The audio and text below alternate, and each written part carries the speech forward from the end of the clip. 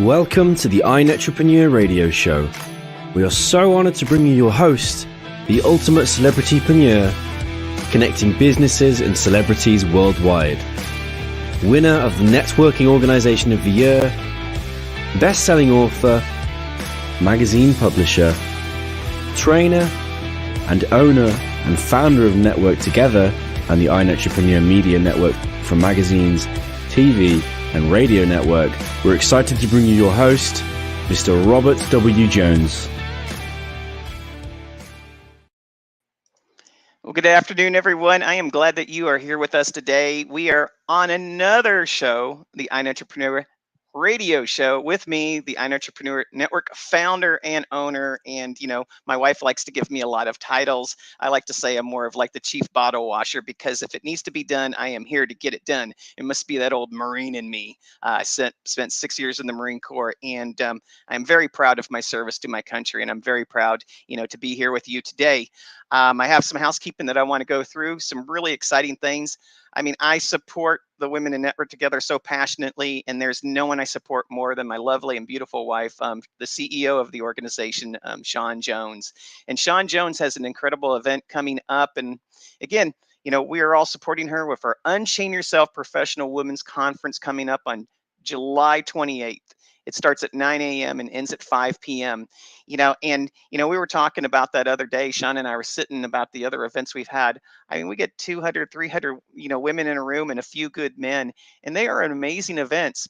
We actually, when we first started the women's event series, we had the event about 4 hours in time. But what we were finding is 4 hours turned into 5, 5 hours turned into 6, and 6 hours turned into 7. And the venue was like, "Hey guys, we gotta, you know, we gotta kick you out of here because we have something else going on." It was, you know, the conversations existed, the collaborations were created. I mean, commerce was being done, you know, because there's just was a certain amount of energy and synergy, you know, and passion with everyone in the room.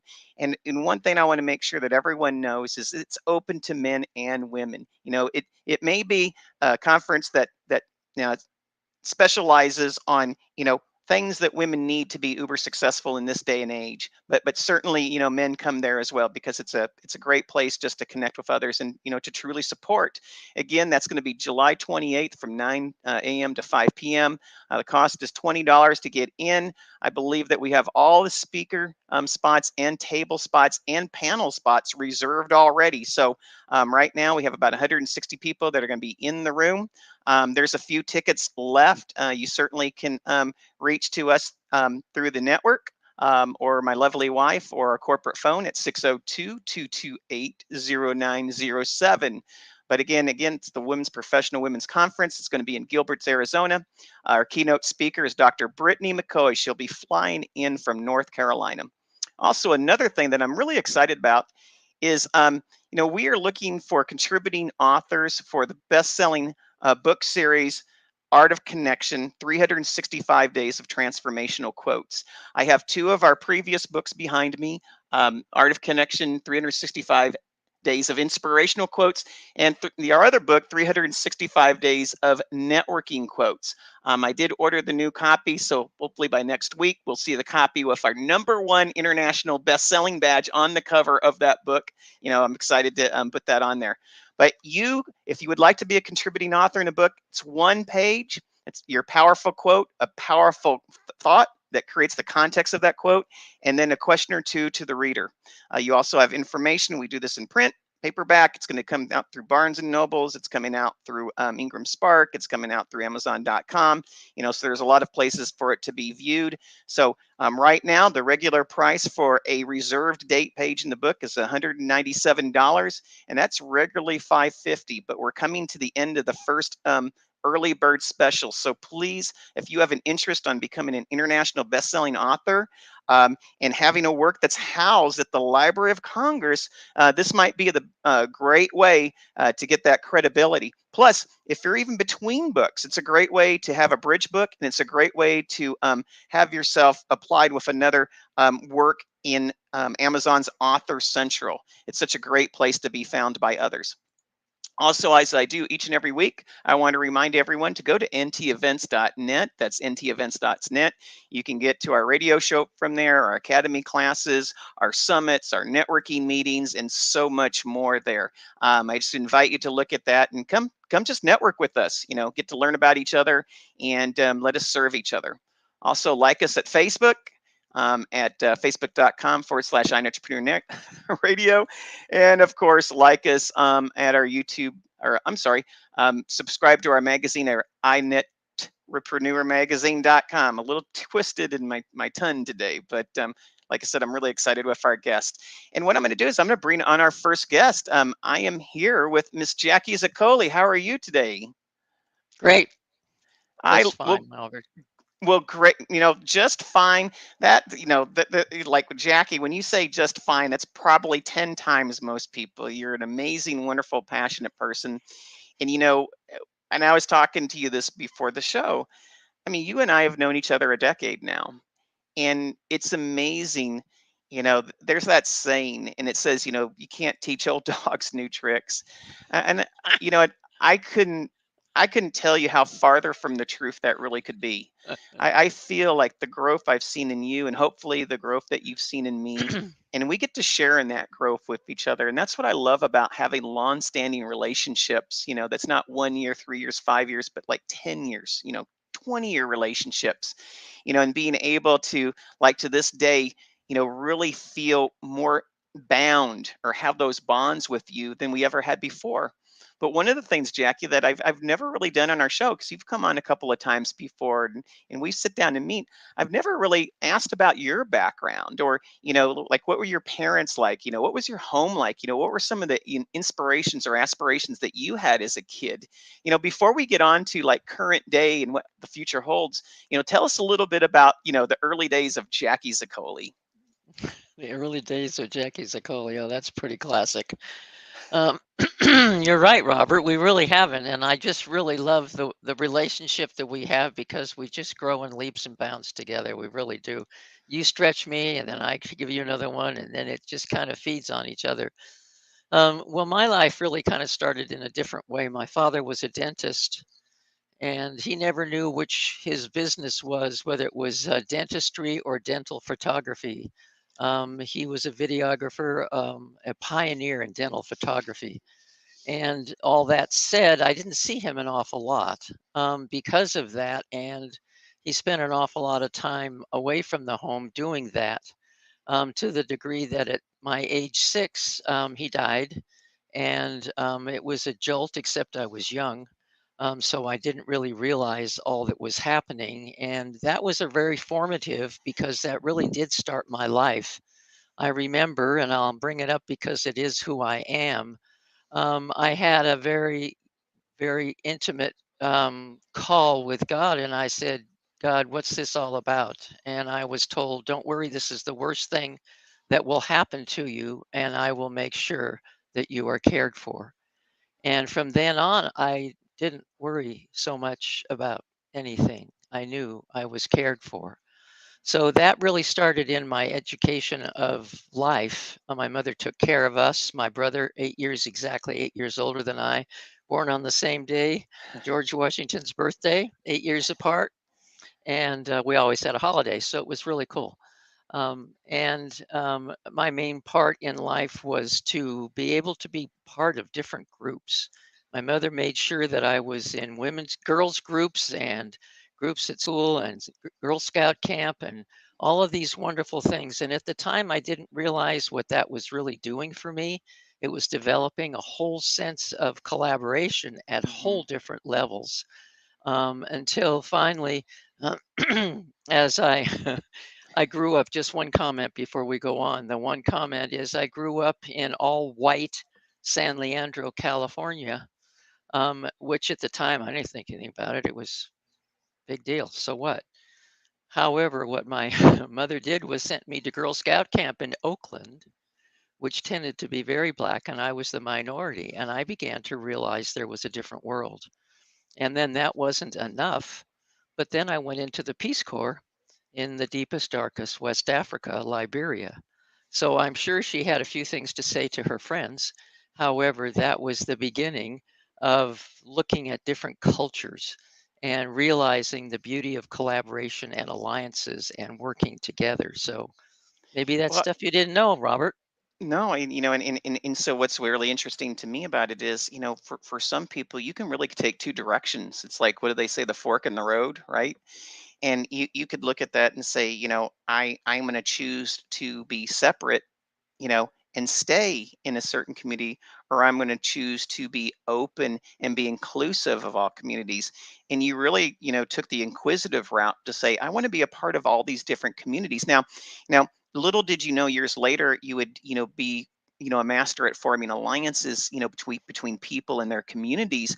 But really, this is why I like to ask these early day questions, because, you know, it became a natural part of your process, even your learned DNA early on, to bring communities together, didn't it? Yeah, yeah, yeah. And I remember her last words to me, my mother's last words literally were, "How was your childhood?" That was the most important thing to her because that's all she was responsible for. So and I was years later that I realized how very important that growing of the childhood was and the interrelating with all the different groups. And little did she know, I'm sure she had no clue. Actually, what that did grow in me again was that quest for working with others, Yeah. that collaboration, that all colors. And I really didn't see colors at all, literally. Well, in one thing, I'm going to be biased, and I think I know you pretty well in this. I mean, that also comes to religions. That also comes through different energies. That really comes down to you know I always look at it. My wife gave me this word called pairing. And I always think of like wine and cheese. You always want to pair a good wine with a good cheese, and I always think of you like that. Your mind just, it naturally goes to, who are you and what are your gifts, and how can I create a path to someone else who needs those gifts, and vice versa. When you were, and you probably have many more gifts than that, but when did you really start finding, I mean, certainly early on, but when did you start finding that your gifts would lead you to business? When did you actually see that there was a place for profitability for you and your company, Arizona Network Builders? Um, Actually, it started when I started my own business in Okay. '86, and that was in desktop publishing. And I created marketing materials as well as taught people how to use Corel Draw and PageMaker. I was their instructor. And I was sitting, excuse me, I was sitting in a Chamber of Commerce conference room and looking at the wall, and I said, I'm paying $250 for a plaque on my wall. This is not working for me. Hmm. So that's when I had to realize and to figure out and create 10 networking groups in the Bay Area, as well as a franchise, that there had to be a core. There had to be a very basic thing that we needed to know. And it's just as you said, everyone has an expertise and a need. And as soon as I realized that all I needed to do was to provide that need, I didn't have to buy the insurance. I didn't have to buy the gadget. I didn't have to. At first, I was threatened. I thought, I can't afford to buy all this stuff to be nice to people. I can't do that. And then I Yeah. realized that alliances, people who could give them referrals, who could make them word of mouth, was a much bigger and better gift than I could ever do by just buying their insurance. And in one thing, I I don't hear this as much as I used to, and I really want to bring this out there to entrepreneurs, because I think it really needs to be brought back with intention and meeting, and that's word of mouth. And so often, we we have kind of lost what that really looks like from a definitional standpoint. What is word of mouth? What is word of mouth marketing? What is, creating advocates? What does that mean when it comes to the conversations that we should have within the communities that we are a part of? And Jackie, I look at you as being one of the greatest word of mouth experts. Let's define again what word of mouth marketing, means, because it's not just talking without meaning. It's not just talking without having an intention. It's not just, socializing. It's so much more than that, isn't it? Oh, yeah. It's building a relationship. That's the most important, is to build a relationship with people so that they are making you top of mind, that Mhm. they are so excited that you are remarkable. And so the whole concept is to find people with a big mouth, with a big sphere of influence, who are looking at your prospects. Yeah. And you have to be nice to them. You have to be wonderful to them. You have to show them. So it's that building of that relationship. You can't just go up to them and throttle them and say, make me word of mouth. You have to prove it in what you do by what you do with them. And once you Mhm. do that, then they will tell everyone about you. So it's enlisting, I think it's enlisting a team of people that will do that with you and thus for you by the relationship that you grow with them and making them look good, making their progress even more because of the people you know. So you have to have a toolbox. That's one Y- of my more recent things is you have to have a toolbox to trade. What is it you're giving them to make the relationship worthwhile? and I really say, I call it the salt and sugar principle that Colmar say, and the roots of that word, where you have salt and I have sugar, and we trade our salt and sugar, and we both benefit from it. And I think in this day and age, many times, n- we have been taught for a little too long that sometimes you create wealth in business at the expense of others, not at the benefit with others. And I just don't really, sign up for that type of treatment anymore. And I think that, we're starting to come to this whole new turn. But see, to me, relationships, they're not started on the purchase, the service, or the idea. I think really, when you're looking at word of mouth marketing, when you're looking at what does it mean to network, what does it mean to do what you do, you know, my interpretation is what you're doing is you're defining and creating an experience. Because many times, we can buy a product and we can buy a service and we can get an idea and we can get trained and we can have all of this. But you know what I really remember?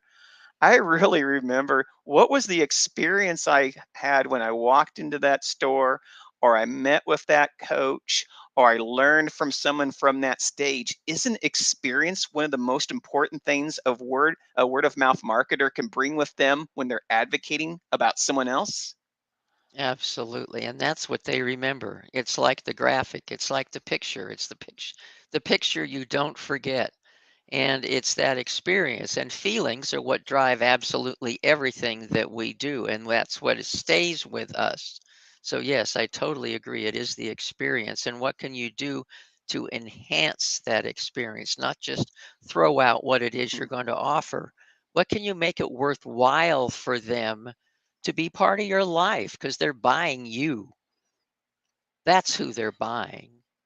Yeah. And if that experience is negative, they're not coming back. And I think that's why so many time in this industry in the last 10 years, and I talked about it a little bit before the show. I think that that's why it's so important, that because people don't want to just go straight to what is it that you offer and how can I use it and benefit and all that. That we get so targeted with that. We live in a world of relationships. And if one thing that I've seen in the last 2.5 years, 3 years, because of COVID, is it's given us a break from what's been bombarding us in certain ways. And it's even given us a break from each other. And I think sometimes when greatness like that is thrust upon you, it makes you pivot many things, not just in your business, but in your life. I think it makes you look at how you're doing physically, how you're doing mentally, how you're doing financially, how you're doing spiritually, how we connect with each other in energies that we may not have anymore. I used to always look at things as a return on investment, right? But now I really look at life in a different way in the last 3 years, Jackie. I look at like, how can I create a return on energy, both the energy that I give, the energy I get, and the profit will come. You know what? I fully believe that. And what's done is that I've I work just as hard in certain ways, but I don't work as hard in certain ways because, kind of like that place, I feel like a lot of people have gotten to work on themselves in this reset time, and it's actually allowed their business to actually blossom in ways that they never had before. Have you seen that as well with some entrepreneurs? Oh my gosh, yeah. Those that pay attention, and even if you don't, sometimes it really works. But yes, absolutely. I think that we accomplished in a matter of months, technologically and as far as socially, what we would have done in years. And the advantage that we now have, of course, we could always reach somebody in another part of the world, but now it's as close as we could possibly get to them immediately, as long as the internet wants to play. And so, Yes. it's not always our choice. In my world, it is not always our choice. And if I knew the schedule, I would Yeah. screw it up. So God Oh my has a lot gosh. to do with it for me. Yep. Yep. It's you think you got it under control. But anyhow, the point is, yeah, I think it has totally blossomed more businesses than we can even imagine for those that pay attention, those that want to go down the rabbit hole Mhm. and get sucked in. They are the ones that are losing. And that's why we have so many coaches that are doing well, is to pull them out of the rabbit hole and to bring them back to life. But yes, I think it has been far more positive than we've given it credit. Jackie, for you, in the world of this, paying attention, another way that we say it right now is, everything starts with awareness, doesn't it? You know, Yeah, you know my saying on I that. do, I do. But once we become aware, once we become aware, don't we kind of have a duty to start facilitating change? Would you agree with that? Yeah, Is yeah, awareness I do. enough? Or what are those next steps? When you're working with people, I know you and I sometimes we have to do a little bit of pushing and prodding and even cajoling to get some people to start. What is that, whether it be fear or a lack of confidence or um, you know, s- an imposter syndrome. I mean, there's so many things that people just create up stuff anymore. But you know, for you, when a person becomes aware and they're still stuck, what are some of the things that you've seen, or what are some of the things that you do to help them get unstuck or to help them start to move again? Because you and I both know awareness is not enough. It's just the first step, but it's not the final step. Well, I can't, I keep trying to get my mind away from saying my mantra, but it fits in so well, I can't help It it. does. My age justifies my wisdom. My developed clarity teaches the excitement of awareness and ignites the spark of action and change. That's the answer exactly to what you're saying. The awareness, as you say, may be painful, it may be wonderful. It's that excitement of being aware of something that you're not familiar with that starts that spark of action and change. If I can be that catalyst for spontaneous combustion of that, then I have accomplished what it is that I want to do in my life.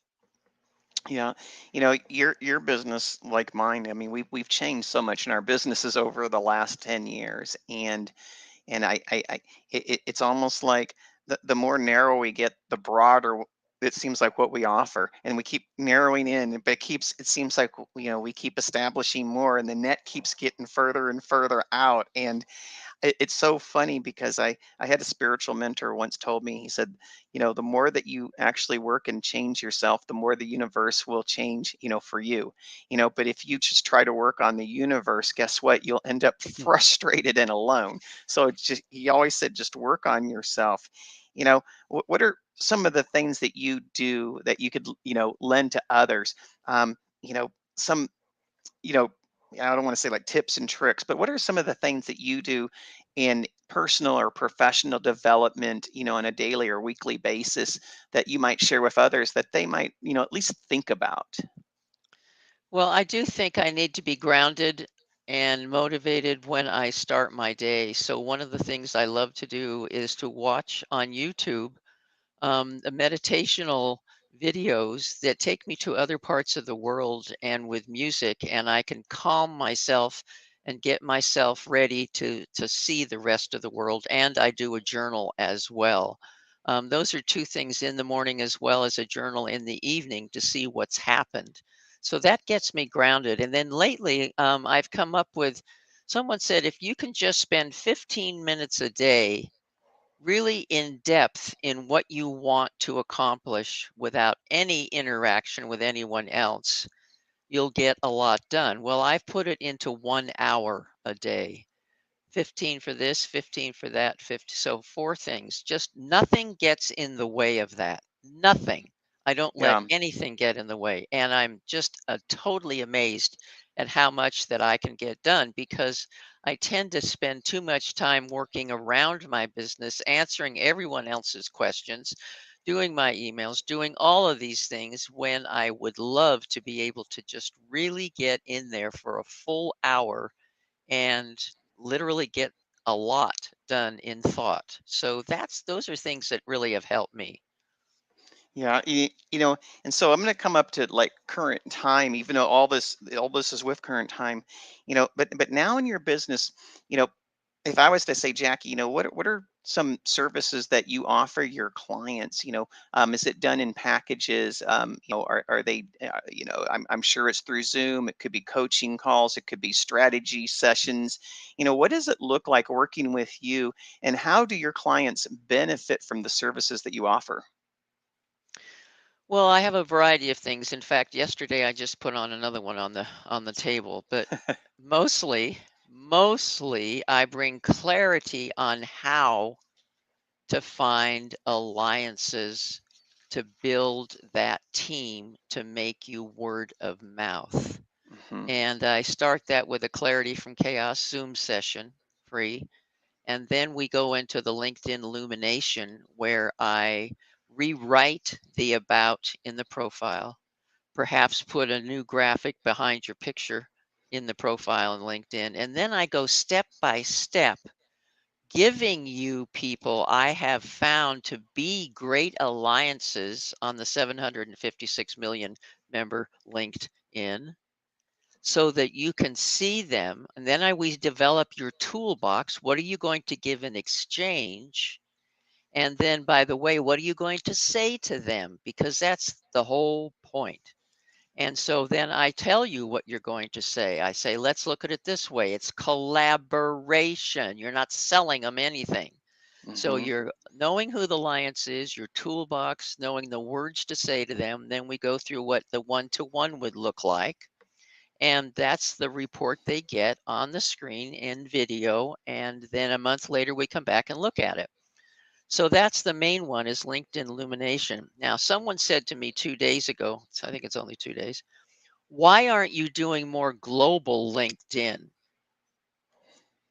And it kind of hit me in the face. And I thought, all that I'm doing globally, which I'm mentoring in 10 countries, I am helping youth all over the world, and I am developing educational tools that won't quit. I thought, yeah.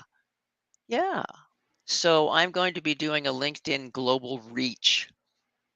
It possibly will be an online course so that people can do it on their own. Though I want very much for people to understand the power of global reach. I have made, because of my networking contacts, will be able to get 30,000 tablets filled with a gamified literacy app of Footsteps to Brilliance into the hands of 150,000 children I mean, in that is 10 phenomenal. countries. 10 You know, countries. and Jackie, you know, you and I both know there was no way for us to have an ability to do that type of reach 3 years ago. It Yep. just wasn't there. And that's what I love about, you know, what's happening now, right now. Even my 80-year-old mom, I still remember, she just Mhm. couldn't stand all this technology. And I remember after 2 months of using Zoom with the family, she was telling me how to Zoom best practices. It's Yeah, just amazing what this has yeah, done. she would. At, yeah, yeah, she would. Always Yeah, a she teacher, would. right? Yeah, You know, yeah. but you know, like I said, you know, you help people find the right communities, creating those conversations and establishing the next steps of collaboration. You know, again, everyone, I am here with Jackie Zoccoli. She is a master connector, she's a strategist, she's a trainer, she's a global connector. I'm going to put her information across here. I mean, you know, Jackie, you and I could just talk forever. You know, we really could. I just love soaking up all of your knowledge. I have your information scrolling across here. I have your email, your phone number. What are other ways that our audience can find you, Jackie? JaclynZaccoli.com. Um, And is it also, mhm, LinkedIn is Jaclyn Zaccoli. So it's not okay? Jackie, it's Jaclyn.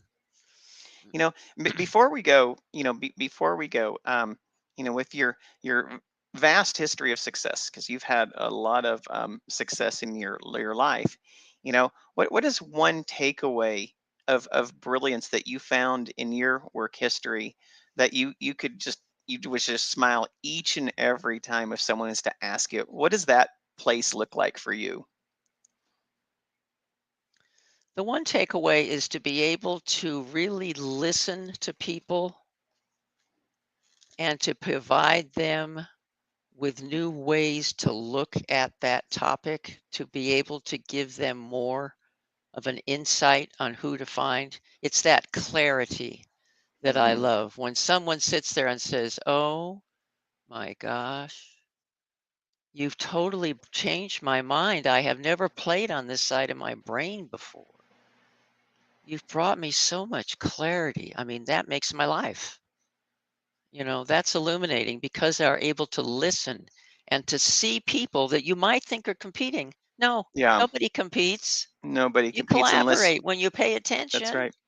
So when I can do that, that illuminates my life. Well, you know, and you know, Jackie, again, I'm always impressed. I always love having you on the show. And you know, one of the things I've learned from you, I've read it in a book, but I also learned from you. And there's this saying, sometimes you have to go slow to go fast. And I think that's what you do sometimes. You know, you make people stop.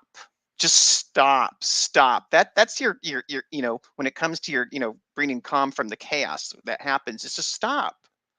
Just stop for a second, let's think, you know, and then we'll do. But we have to stop. We can't just do without having those places of just deep thinking. And that's what I really love about you. And that's what I really love of what you do for business owners, because it's the stop that gets them to go, you know, and it gets them to go to the right direction. Again, Jackie, thank you so much Thank for you. being on our show today. You're wonderful. I Thank you. think, you know what, we almost need to make this a habit, don't you think? Yeah, I agree, Robert. Thank you All right, so much for this enlightening time with you. You always are such an inspiration. thank you, Jackie. Well, I don't know if I am. I think you are, but I you know, know. thanks again. Have a wonderful weekend, and Thank you. let's catch up You soon. too. Okay. Take care. Network together. It's all about connections. Expand your sphere of influence. Build relationships. Be part of something bigger. Be part of Network Together. All right. Wow. I was with the amazing Jackie Zoccoli. She is an Alliances Connector, author, and owner of Network Builders Arizona. And really, it's Network Builders Global at this point. She has connections all around the world. She works tirelessly in her craft, getting people together to do great things. And she really is a product of her product. I have known her for 10 years, and I couldn't advocate for anyone more than her. If you need to find someone that can help, accelerate, what you do as an entrepreneur, business owner, influencer, Jackie is the one to reach out. And definite, she is an oracle of information, just an amazing personality. Again, that's Jackie Zoccoli with Network Builders Arizona. My next guest, I'm going to bring him onto the show. We have newly met, but I have to look at my phone, when I get on the phone with Michael, because what happens is a 5-minute call can turn into a 50-minute call fairly quickly. Michael, how are you doing today? Doing very well, Robert. Thank you for having me on your show. Well, I'm so glad that you're on the show, and I hope you got to listen to a little bit of about Jackie, because she was one of the first people I thought about when you and I had our first conversations together. Mm-hmm. In many ways, she kind of works. She's gotten to the point in her life where she works at a very high level. And I mean a high level with how she regards people, of how she provides experience, and certainly almost like a high level on the way that she wants to provide and help others find find purpose for their gifts, the pathway for their gifts. Right. And in many ways, you've worked tirelessly, in a long-standing career. You've done a lot of, many great things as well. But there's also been a driving passion of helping call out people. You found a purpose, and you also want to help self-direct other people to find, and I keep saying find a purpose. We all have the purposes. I don't mean it that way. But, you're helping lay the groundwork or the framework for other people to, best utilize their gifts. And that's what I appreciate about you. But it wasn't necessarily always this way. We go through life and we kind of, find a path or a pivot or a point, or like Jackie said, God spoke to her for that moment, and all of a sudden life changes forever. But some of the background, like with Jackie, was probably based upon, your early upbringing. The schools, your family, kind of like what Jackie did. Tell us a little bit about your background, and let's do a little discovery session on, what were some of the inspirations and aspirations you had when you were young. Well, it's funny you should mention that. I kind of like to tell people that I grew up in this idyllic beach resort town, really, Belmar, New Jersey. And it was a wonderful life. As I said, idyllic for a kid growing up, because I would get up and go to the beach pretty much every day in the summer, and work in an arcade. I mean, what kid doesn't want to do that? And a lot of beach time and discovery. You would be able to, it was completely unlike anything that we normally experience today, in that you could go into the bank, for instance, and people, "Hey, Michael, how you doing? And how's your father? And how's your mother?" And they would greet you. And you're a number mostly today, with the internet and everything else. And it was great to know that. You had Shatso's Variety Store. You had Taylor's Hardware. Today you have Home Depot. Nobody knows anybody. Taylor's Hardware, they know you. How's everything going? Tell your grandfather I said hello. It was really nice. And you couldn't do much unless you had a business. So I discovered very early on in life I had to either commute to New York, which is what a lot of people were doing, or move. And I on a bet, as I grew up and got through high school and went to college and got out of college, I discovered that you really did, as far as I was concerned, I enjoyed the life for a child, but it wasn't that great growing up as an adult. I just couldn't manage there. Yeah. It had a lot of roots. And on a bet, I pretty much came to Maryland. And, one thing led to another. I discovered telecommunications. Worked in that field as an accountant, even though I majored in, believe it or not, psychology. And did that for a very long time, nearly 30 years, because I got at this point where it was a very high comfort level, a nice office, a good income. And it was killing me inside, killing me. The last half of that was so-so, but December of 18 was a turning point and completely changed my life. I mean, I just could not handle it anymore. Well, you bring up some interesting things, and I'm 57 years old now, and I feel like I've lived long enough. I've seen quite a bit of perspective in my life, and I know that you have as well. And you brought up the word family, and for me, when I think of family, when I was a child, it resonates very differently from a definitional standpoint, or what I see when I go back in time and I see that lens. Family seemed to be bigger. Nowadays I feel like so much of the time, family is really just barely the people that are in between, the walls of your house. Mhm. And I think a lot of, the way that our society's going, you don't go down to a hardware store or go over to the grocery store or have, the milk, person come and deliver, or, all these Right. relationships, the neighbors across the way. We have been so conditioned to be, oh, we need to collaborate. No, we need to work together. And oh, we need to do all these things. But quite frankly, the practice of all those things, when we look around, is almost dead. Mhm. We don't have the practice of creating bonds within our relationships, do we anymore? It's changed, hasn't it? Absolutely. I mean, beyond the shadow of a doubt, it's changed.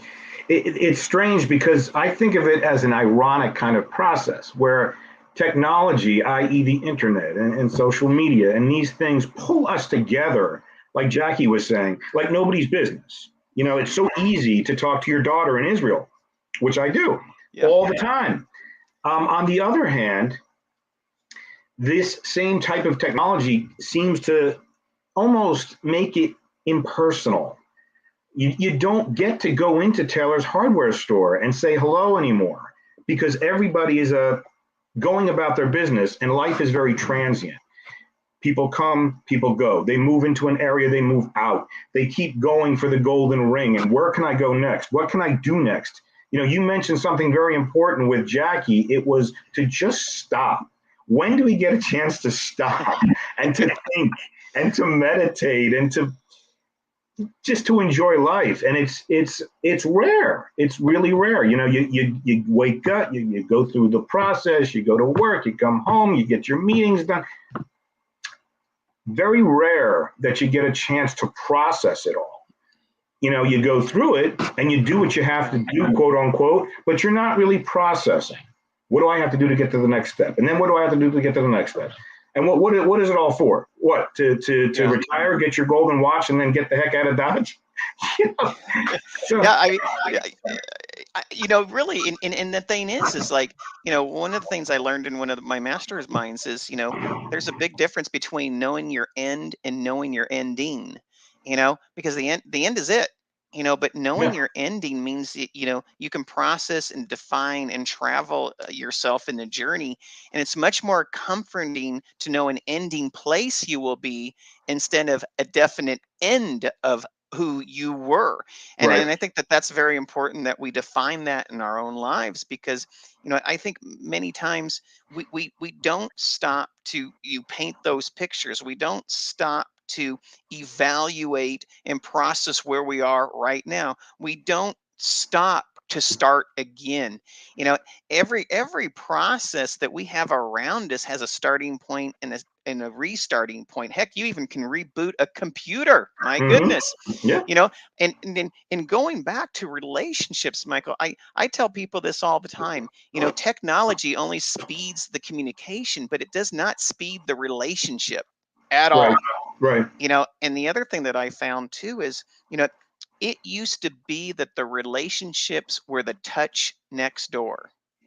And yes, technology allows us to do the touch far, far away, but this is what happens next door now. I see kids and parents in restaurants sitting across the table waiting their food, and they're Yes. talking to the phone and Yes. not each other. And Right. so all of a sudden, yes, do they have a grasp of people, out there, in Israel or in, Argentina or, Thailand, Mhm. etc.? Absolutely. But the thing is, that time, there's only so much time. We can't make it up. We can't bring it back. We're also kind of deprecating the relationships right across. I call it the touchology of the relationships that are in our own sphere.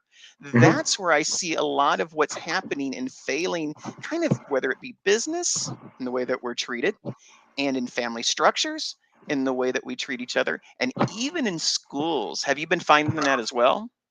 Absolutely. Funny you should mention that example with the texting, because I saw that actually occur myself, real time, and it I don't want to say disgusted me, but it made me angry to see that these kids are texting each other, not looking, no eye contact, and the parents are off doing their thing as well. The real strange part is the parents are also doing that. Yeah. You know, I thought of this quote. You know, I woke up at 2:00 in the morning, and I thought to myself, what is going on here? What's really important and what counts? And this quote out of nowhere came to mind, and I pictured myself sitting at a desk as an old man with the words coming out. What really matters in life is at the end of it, can you look back and smile? Yeah. That's what's really important. Can you look back at the end of your life and smile? It doesn't have to mean that you have a PhD. It doesn't have to mean that you wrote a book or 10 books or 20 books or you became a bestseller. Those things are great if they happen, but can you look back and smile? What relationships have you built? What relationships have you fostered? You know, are you a good father? Are you a good husband? You know, what's your legacy? What are you leaving behind? Yeah. And it doesn't, like I said, these things that we all compete for and compete with, you know, they count only to a certain degree, because once you're gone, no one's going to care. You know, it's going to be, how many people have you affected? What lives have you affected? Who can say, man, I'm glad that guy walked the earth. I knew him. We call it a mensch. A mensch is someone you want to bring home to mom and dad and have dinner with them. And, you know, it's important to be a mensch, a stand-up guy. And that's, to me, what I want to basically get out of life. When I'm gone and I'm no longer in physical form, how will people remember me? Yeah. And a lot of that goes back to, it really goes back to knowing yourself. And see, that's what I find fascinating is, you know, you, in your story, you started becoming frustrated, you know, with life to a certain respect, because it's like all of a sudden it's like a ship, and it's, you know, it just keeps going out into the ocean. It keeps going away and away. And I love the Right. picture of your book behind you, Taking a Chance on Life, and it keeps going away, and the shore keeps getting further and further out. And so, you know, you keep getting bombarded, and you keep working, and you keep, you know, serving, and you know, but all of a sudden, you know, the self-care and the self-reflection and the awareness of self, and you know, your purpose gets off track and off path, and all of a sudden that shoreline's a long ways away, isn't it? It's a Amen. long ways away. Amen. And, It is. and then all of a sudden you're looking there and you think, what have I done in 10, 15, 20, 25 years? And it's Yes, just like, sir. was I living my life, or was I living, you know, the dictation of everything around me?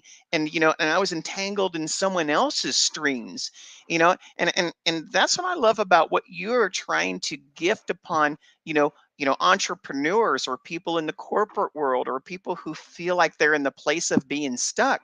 You know, it's like, you know, settling back, and you know, the greatest gift I think that someone could give is the gift of knowing themselves again, isn't it? Ah, you so put that so eloquently. The gift of knowing, imagine that, the gift of knowing yourself. Who are you? You know, we all go through life with that question top of mind. Who am I? What am I trying to discover? In my worldview, you're not really trying to discover so much as you're trying to fit a need. You're trying to find a need. What do you want to create? It's really up to the soul. What do you want to create? Not what do you want to discover. There's nothing to discover. Inside, deep down, we all know that our soul knows everything there is to know. So it's not a question of discovering your path. It's a question of, what do you wish to create? What do you want to leave as your legacy? That's very important to me. There's a book that's called The Death of Ivan Ilyich, and Tolstoy wrote it, Leo Tolstoy. At the very end of the book, he talks about, what if my whole life was wrong? What if my whole life was a mistake?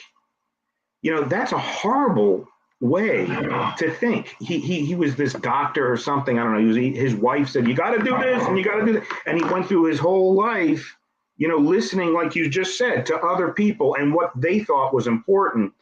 And maybe at the time it was, but then you start to change because it's not fulfilling what's in here. Yeah. And he's like, what if my whole life was wrong? At that point, my friends, it's too late to change things. But, you get a little tap on the wrist, and if you don't listen, you get a little shake. And if you don't listen to the shake, you get slammed. And I got slammed. 2018, I was slammed. I got knocked down to the ground, and I wasn't even sure I could come up. And thank God I was able to pull myself together and come back. And it's all in there. I talk about how that knockout wasn't really completely a knockout blow, but it was a wake up call for sure. Yeah. And it was rough. It was dark. Well, in going to what you're saying, and this is true of everyone. And I know this is a community of, many of them are entrepreneurs, and of course, through Art of Connection, there's authors, speakers, coaches, etc. But my dad told me something a long time ago, and it sticks with me to this day. And he told me this. He says, when it comes to your conscious mind, your subconscious is always bringing everything, and your senses are always nonstop working. It's like the billions of parts. He said, but sometimes we kind of discount the conscious part because it may be just a little bit of part of everything that you bring in. But he says, think about the 100% of that 5% of your total being. And he said, you know what? The voices in that 5%, are they yours? Or are they someone else's? Absolutely. And I will always remember that, because it's like I didn't really understood what he was saying, because he would say this a lot to me. He was Mensa, and he was a mathematician. He looked at the world, in his own way. Mm-hmm. But he always liked to kind of create constructs for me in kind of like a mathematical sense. And he'd always say, he'd always say to me, he's like, the mind is like space. What are you going to put into it? And he says, if you can't take some of that space for you, then who's renting that space? And I was like, wow, now it makes sense, right? Right. Who's renting? Exactly. Who is renting it? Wayne Dyer used to say the same thing.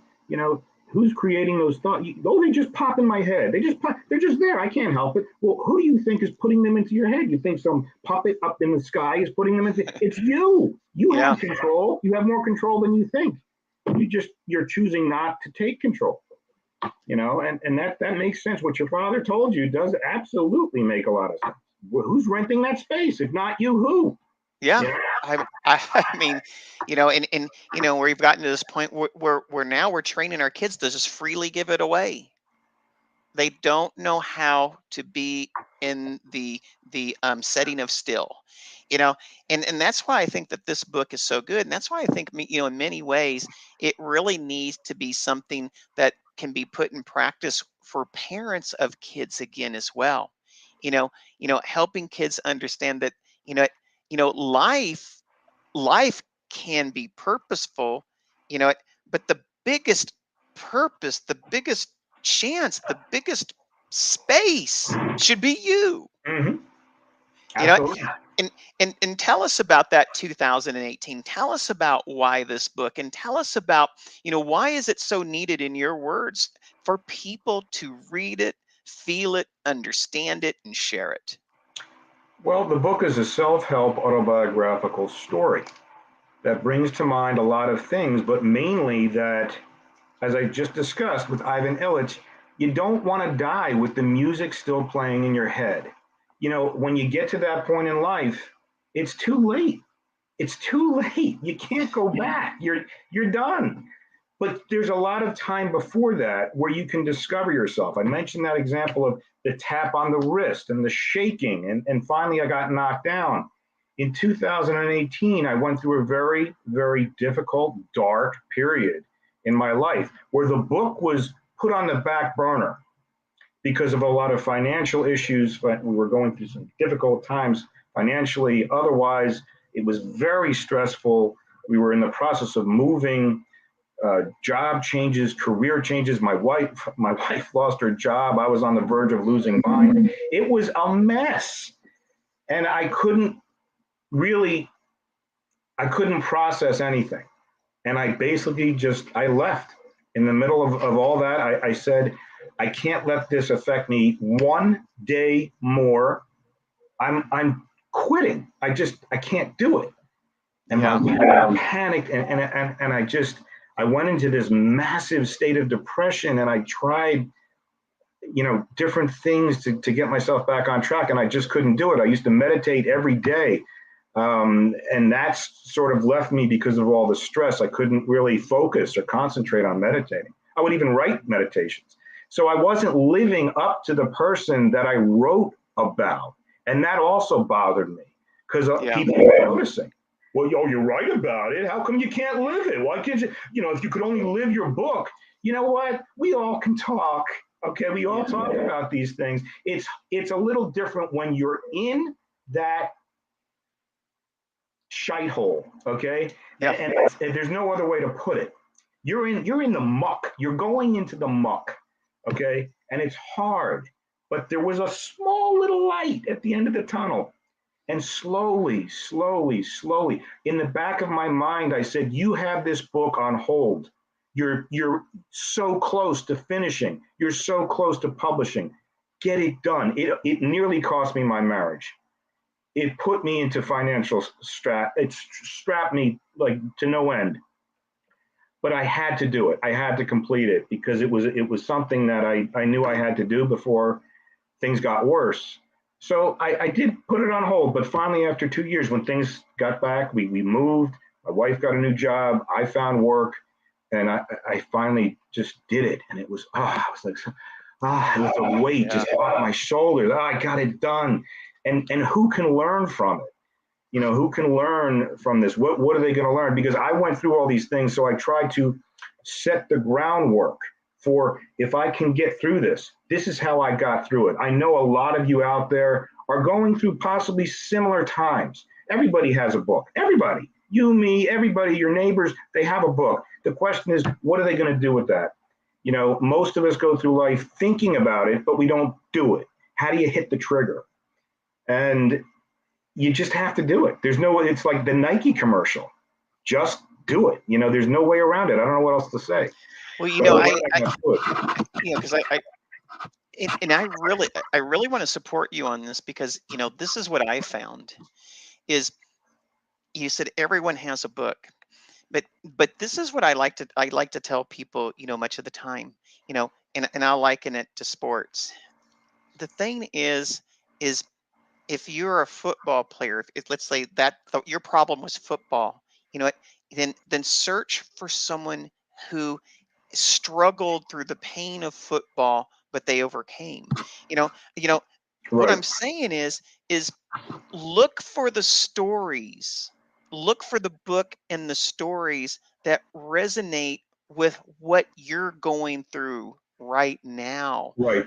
It's not about just reading books, to get, we can read books to get more education. We can read books to be inspired. We can read books to be entertained, but the thing is read the books where you can identify it, resonate with it, and steer you to action.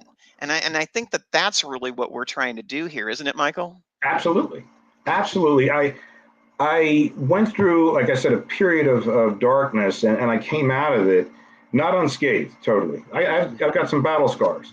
But the thing that I got the most enjoyment out of, that brought me joy beyond belief, was being able to talk to other people in similar situations, tell them this story, relate it to them somehow, and have them extract something from it to the point where they got inspired to take action. Yeah. And the basis behind this book is going through the struggles, the trials, the tribulations, and the challenges, and then rising to the occasion and saying, yeah, it's tough, but you can point to so many figures in history that have gone through 10,000 times more than I have, and they have rose to the occasion. It's a question of how much do you want it, you know? And what brings me joy is to see someone go through it and then come to me and say, you know what? I took your advice and I signed up for that course and I love it and it's interesting and thank you so much. And I just, it's even better than, I don't want to say it's better than money, but it's a great feeling to know that someone who was going through a struggle also just was able to accomplish something. You know, Michael, but it is better than money because what you're doing is you're bringing them the energy so they can be the creator of their money again. Right. It brings the prosperity. It does. It does. You're right. That's important. You talked about this earlier when you talked about energy, and I talk a lot about energy because I see that's how the universe works. It's based on frequency. What frequency are you emitting? That's going to be coming back to you. Your thoughts create your reality, and there's no way around it. And people don't, oh, I'm a victim. You say, you know, this is happening and that's happening, but you don't realize how it gets there. And it's through thought. And it's very important. I talk about how important that really is. It's this thing that you're emitting this frequency. You may not even realize what you're doing, but you're doing it. And that's what, you know, attracts and repels on every given moment. And I think that's the most amazing thing. I am here with Michael Kaplan Hirshorne, and he is the author of Taking a Chance on Life. It is a great read. He kind of goes on, you know, a mental, an emotional, even a spiritual adventure through this book. And, you know, he is here to get you set straight. You may identify with him on the show. Please reach out to him. I have his information scrolling across the screen right now. I mean, he's even bold enough to put his telephone number out there to the world. Absolutely. You want to call? Call. He's also in the best-selling series, The Art of Connection, 365 Days of Transformational Quotes. You'll see him in and out of the community. He will be at the summit that's coming up in September 22nd. We're really excited about having him here. So please reach out to him. I mean, Michael, I have your information. Is there any other ways that people that watch the show can get in touch with you? Yeah, well, you put the website address down there, the info@heaveniswithin.net. My other email is mike.kaplan@comcast.net. You can certainly reach out to me there. That's probably a better one than even this info@heaveniswithin.com. It could be .net or .com, by the way. It's actually better. It goes to the website, the landing page at both places, .net or .com. So that's basically where it's at. You can get in touch with me at the phone number. I have that down there, or the mike.kaplan@comcast.net. Well, Michael, it's great to have you on the show today. I was glad we got to speak.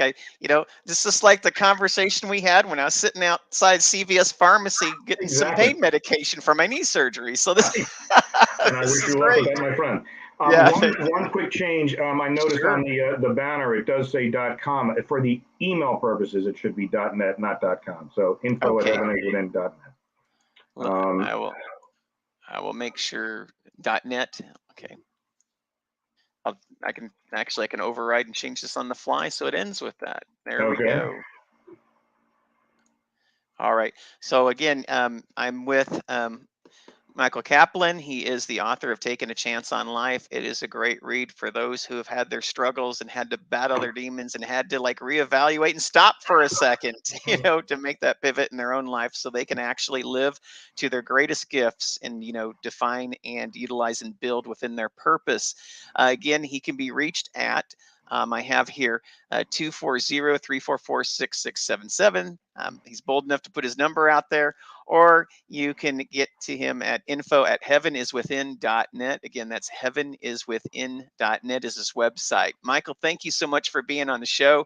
I appreciate you. Let's have some more conversations like that. And, you know, we'll just change people one person or one community at a time.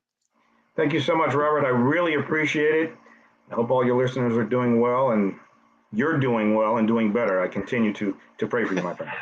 Thank you, Michael. Mm-hmm.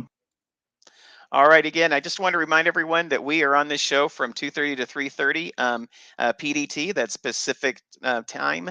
And actually, we're in Arizona, so our time always flip flops from Pacific to Mountain to Pacific to Mountain, depending on if there's daylight savings time or not. Because we are these crazy mavericks in Arizona.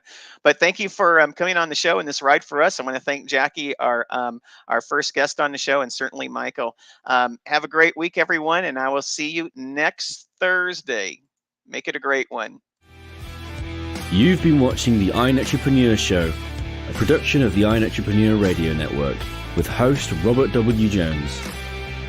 Join Robert each week as he visits with new and exciting guests who inspire, teach, and mentor entrepreneurs worldwide. Follow Robert each Thursday at 1:30 p.m. Pacific, 4:30 p.m. Eastern, and 8:30 p.m. Greenwich Mean Time.